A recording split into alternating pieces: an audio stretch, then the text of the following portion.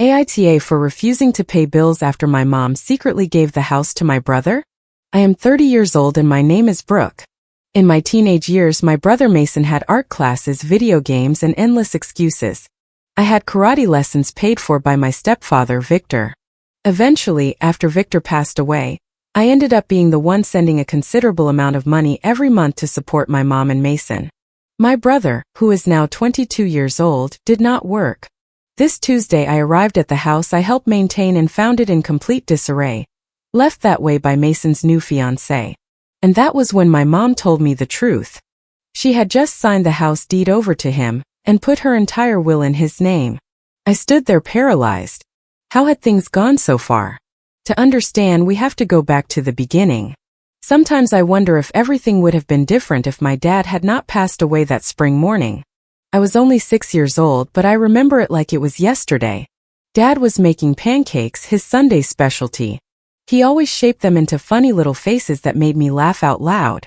Mom was setting the table, humming a melody I can no longer remember. "Brooke, princess, come help your old man flip these works of art," Dad called, waving the spatula around like a magic wand.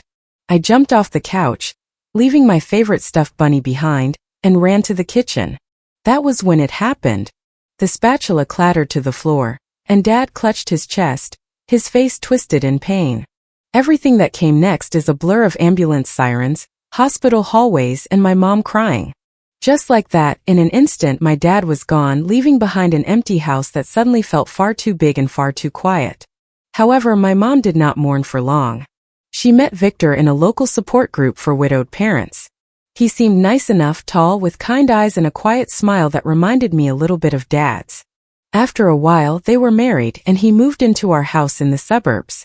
I was still trying to get used to having a new father figure when my mom dropped another bombshell. She was pregnant. I remember her face lighting up with excitement as she told me I was going to be a big sister. I was 8 years old when Mason was born, and that was when everything changed. That was when my mom quit her job as an elementary school teacher. "Mason needs me," she would say whenever anyone questioned her decision. These early years are crucial for a child's development. I wanted to ask about my early years if they had not been crucial too, but the words would get stuck in my throat. Instead, I watched as my mom's world grew smaller and smaller until it revolved entirely around Mason. She would forget to pack my lunch for school, and then act surprised when I mentioned I was hungry at dinner time. "Oh, forgive me, sweetie," she would say distractedly, already turning her attention back to Mason. "It is just that I was so busy with Mason's doctor appointment today." It was not just once or twice. It became our new normal. Victor noticed.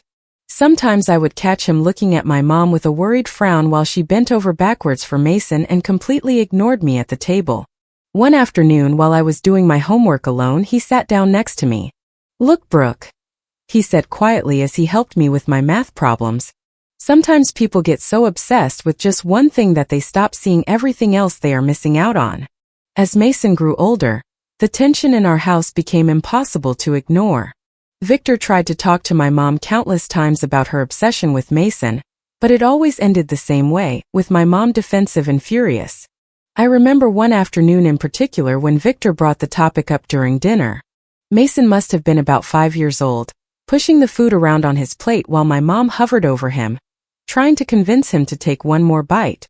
"Donna," Victor said, putting his fork down on the table, "we need to talk about this. You cannot keep hovering over him all the time.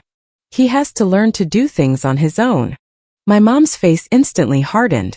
"What are you trying to say? That I am a bad mother?" "That is not what I meant and you know it," Victor replied, keeping his voice calm.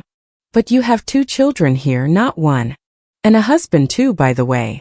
I pretended to be very focused on my mashed potatoes, but I was hanging on every word. "Mason needs me," my mom snapped defensively. "He is still very little." "I was little once too," I muttered under my breath, but no one seemed to hear me. The situation reached a breaking point when Victor suggested signing Mason up for a little league baseball team. I was sitting on the stairs, supposedly doing homework, when I heard them arguing in the kitchen. "Absolutely not." My mom's voice was shrill. "Do you know how dangerous baseball can be? He could get hit by the ball or sprain an ankle or..." For the love of God, Donna, he needs to experience things, Victor interrupted. You cannot protect him from everything. But my mom did not yield. Instead, she enrolled Mason in art classes at the community center. I still remember Mason's grumpy face as he sat there, half-heartedly dragging the paintbrush across the paper, while the other kids were genuinely trying to learn. He stopped going after a few sessions, and my mom blamed the teacher for not understanding her son's creative spirit.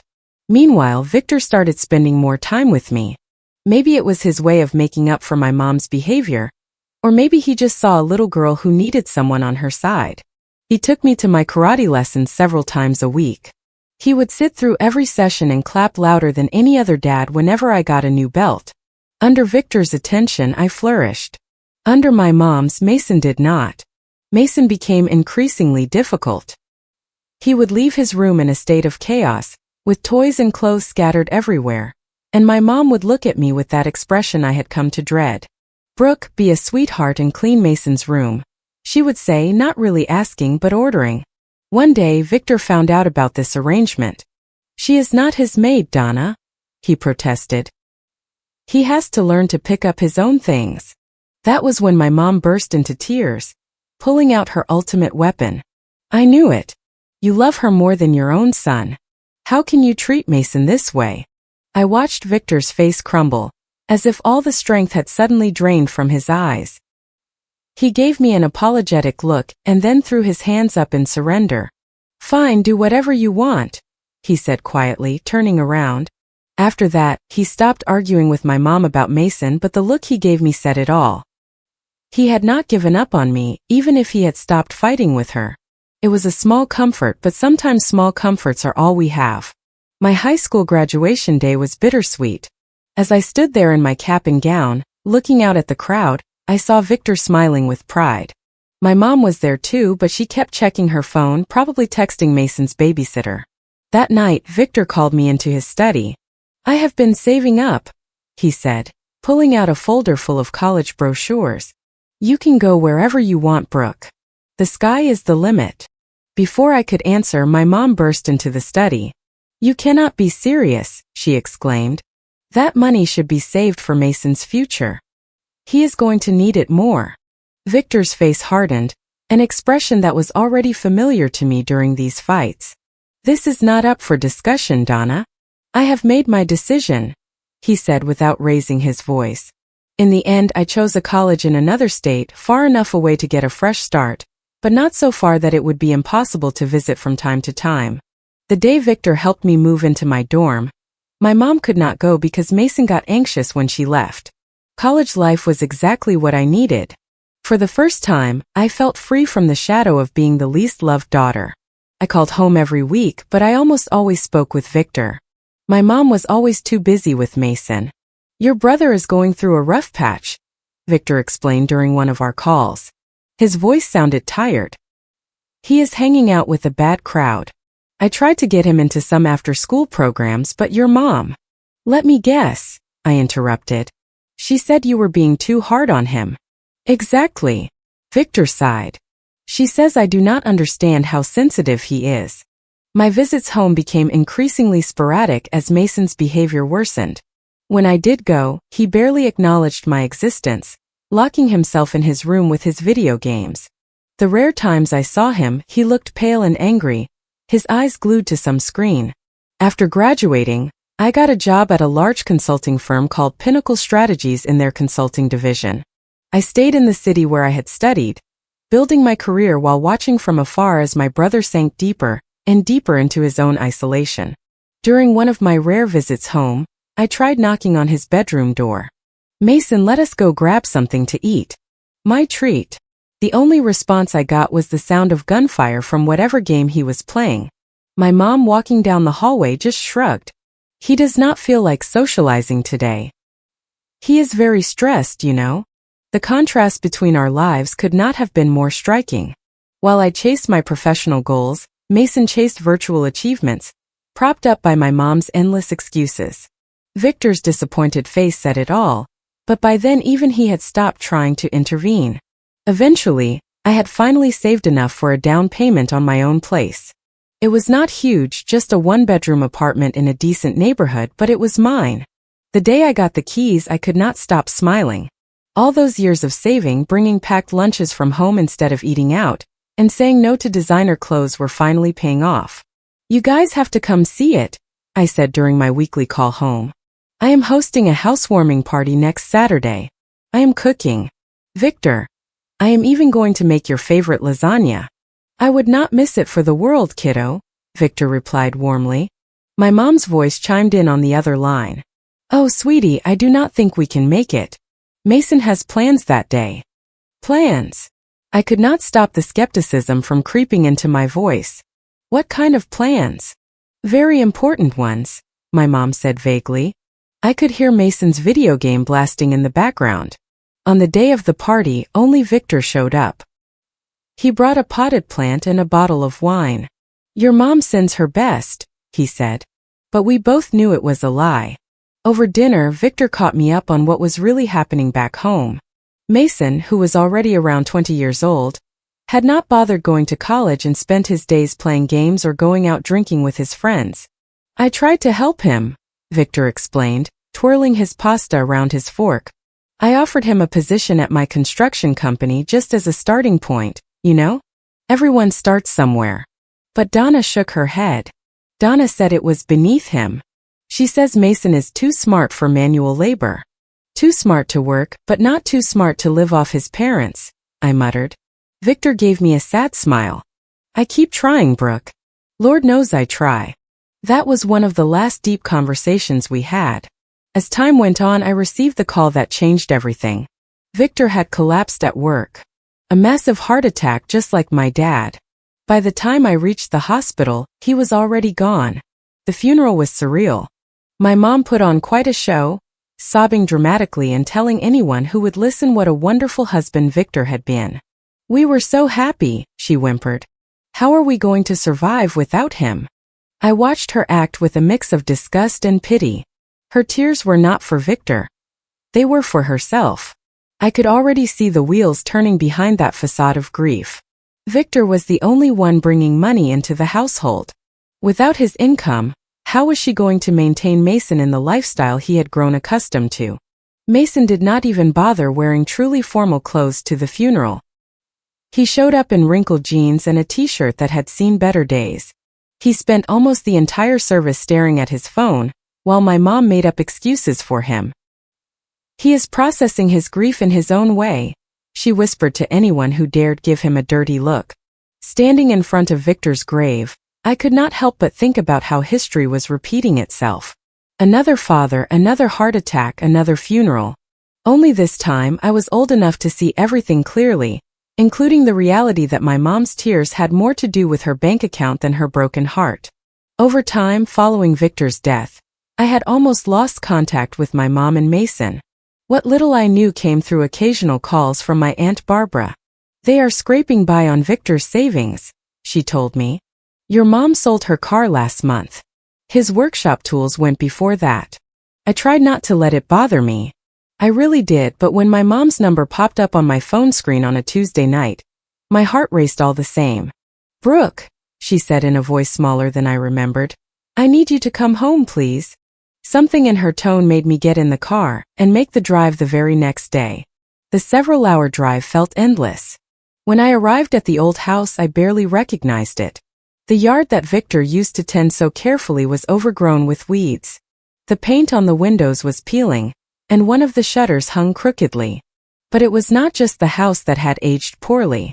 My mom opened the door, and I had to suppress a gasp. The vibrant woman I remembered had been replaced by someone who looked many years older than she actually was. She had deep wrinkles etched into her face, and her hair, which she always kept dyed and well-groomed, showed very visible gray roots. "Come in," she said, leading me into the living room. The house smelled musty. There were dirty dishes piled up in the sink and a thin layer of dust covering everything. Coming from someone who used to make me wash the same plate if she saw a single water spot, it was a brutal contrast. "Mom, what is going on?" I asked, sitting down on the couch. A spring dug into my leg. Something else that Victor would have fixed right away was broken almost instantly. "We are running out of money, Brooke," she said, her voice shaking. My pension barely covers the utilities and the savings. She wrung her hands in her lap. Are almost completely depleted. And Mason? Is he helping with the expenses? I asked. My mom's face twisted into a strange grimace, caught between shame and defensiveness. He is looking for a job, she said. It is not his fault. These employers simply do not understand him. At the last place they wanted him to start too early. You know Mason is not a morning person. And at the one before that, they wanted him to do manual labor with his intelligence. I felt my jaw clench. Mom, at his age and with no experience, he cannot be picky about. Do you not understand? She interrupted, raising her voice to that shrill pitch that always preceded a defense of Mason. Then suddenly her tone shifted. Brooke, we need your help. We are not going to make it without you. It pains me to ask, but you are doing so well in your career. I knew what was coming. A part of me wanted to refuse, to remind her of all the time she chose Mason over me. But seeing her worn-out face, her trembling hands, her desperate eyes, I just could not. How much do you need? I asked. When she mentioned an amount that came to about $500 every month, I almost choked. It was a significant chunk of my salary, but I still found myself nodding. Where is Mason right now? I asked as I prepared to leave, already regretting my decision. Oh, he is at a job interview, she perked up a bit. A very promising position at a tech company. Through the window, I could see the light on in Mason's room and the familiar flicker of his screen. Some things never change. True to my word, I set up an automatic transfer of that money to my mom's account every month.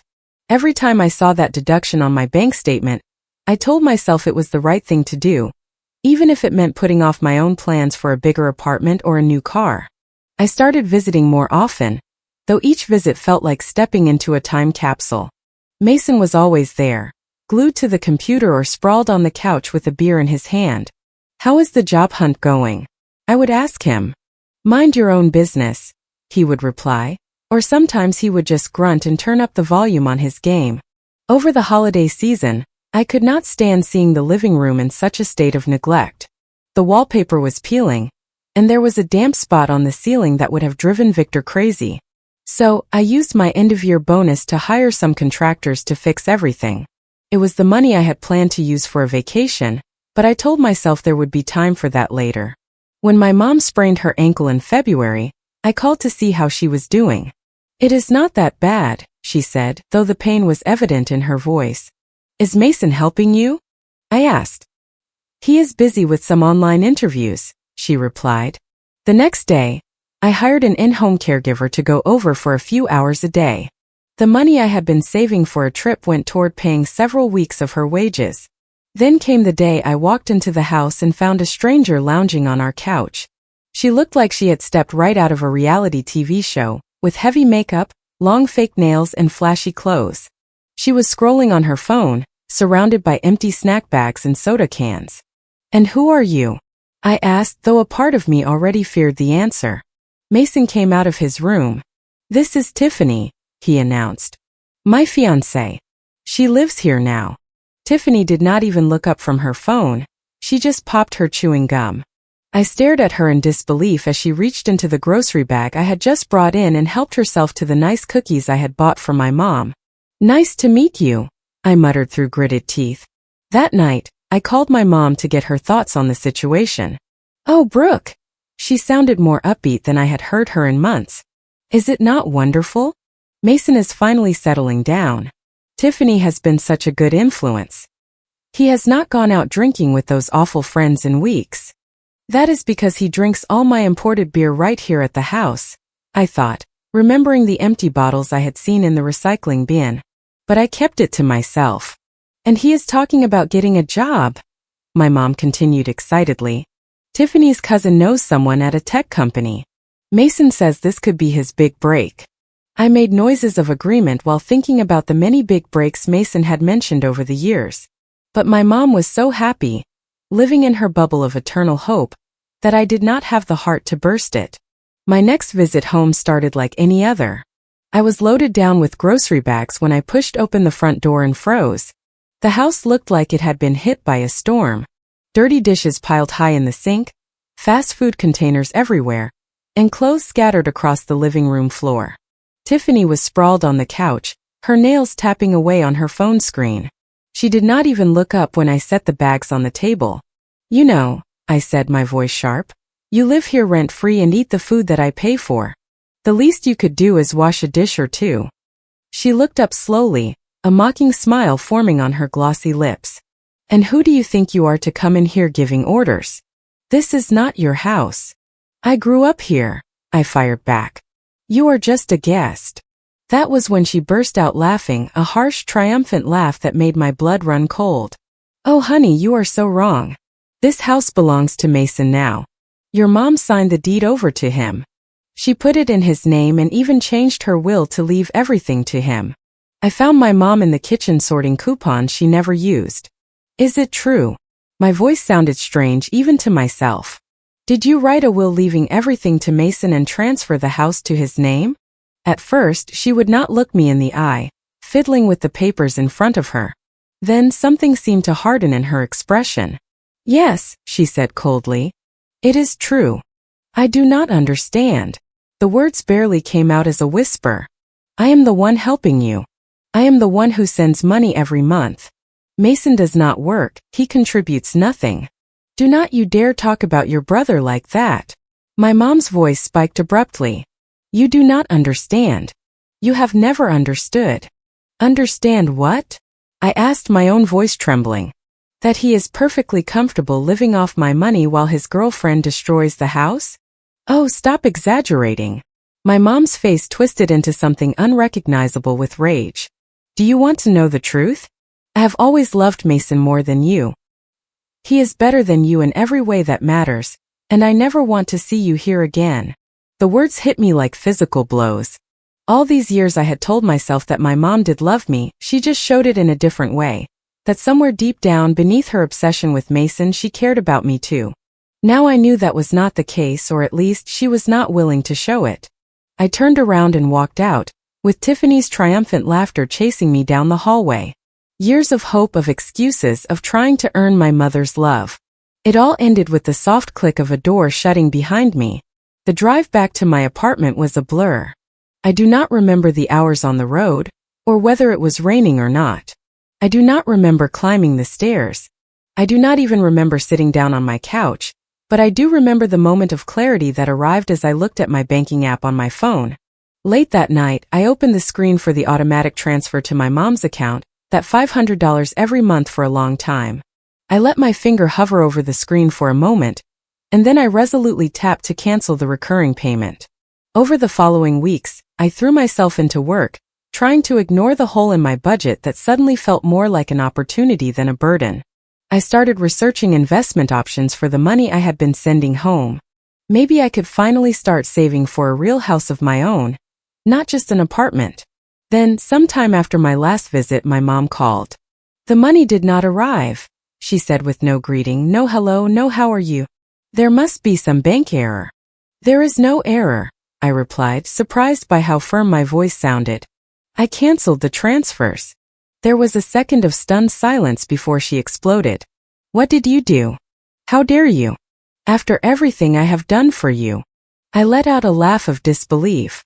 "Everything you have done for me? Like what, Mom? Forgetting I exist? Turning me into Mason's maid? Telling me to my face that you have always loved him more than me? That is different," she shot back, slipping right into her usual defensive tone when it came to Mason.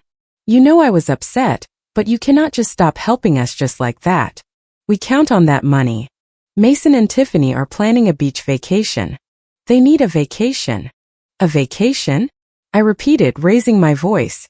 "From what, exactly? From playing video games? From drinking beer? Let me tell you something, Mom. Mason does not need a vacation. He needs a job. How dare you speak about your brother like that? Are you jealous? Because what?" I cut her off. "Because you left everything to him? Fine, you made your choice. Now let him take care of you. You selfish, greedy little." The rest of her outburst dissolved into a stream of accusations and demands. I let her vent for a moment before speaking again. "Goodbye, Mom. Do not ever call me again." She hung up amid her insults. and I blocked her number before she could try again, but my mom was not finished. Over the following weeks, messages started pouring in from everywhere. Social media messages telling me she was struggling to pay the bills, comments under my photos about what a bad daughter I was, emails where she listed all the supposed sacrifices she had made for me, most of which I did not remember ever happening. Mason joined in too, sending aggressive messages accusing me of destroying the family. "Mom is crying because of you," he wrote. "You better start sending money again or else." I blocked him as well, but not before replying, "Here is a crazy idea. Try getting a job." Tiffany even tried reaching out to me on a professional networking site, of all platforms, with an incredibly long message about how I was breaking my poor mother's heart, and how Mason was too sensitive to handle the stress of working right now. I had to admit she was creative at least. It has been a while since then. I do not know how they are doing, and for the first time in my life I do not feel guilty about it. Once, a distant cousin mentioned that the house is not the same anymore, that they have been selling things off, and that Mason is still wandering around aimlessly. I did not ask for more. I do not need the details. Maybe they finally realize that Mason has to support himself. Maybe they are still waiting for me to cave and start sending money again. Maybe they found someone else to manipulate. The truth is, I do not need to know. What I do know is that the money I used to send them every month now goes into a fund for the down payment on my own house. I know I sleep better at night, without waking up to rage-filled messages or guilt-tripping phone calls. I know Victor would be proud of me for finally learning to stand up for myself and set boundaries. The other day, I drove past a construction site and saw a now hiring sign. For a second, I thought about taking a picture and sending it to Mason, but I just smiled and kept driving. Their problems are no longer my problems. Finally, after so many years, I am free. Comment. Hey friends, I've been thinking a lot about what this means for all of us. Protecting your self-respect is something you should never compromise on. Setting clear boundaries helps you preserve your inner peace every single day. You can offer kindness to others while still making sure your own needs are met. Learning to release what no longer serves you opens the door to true healing. Taking full responsibility for your happiness is one of the bravest things you'll ever do.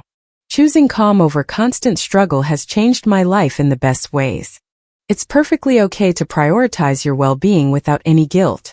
I hope these ideas encourage you to reflect on your own journey right now. Feel free to share in the comments what boundary you're ready to set for yourself today. If you liked it, don't forget to leave a comment and support the channel by subscribing. See you in the upcoming stories.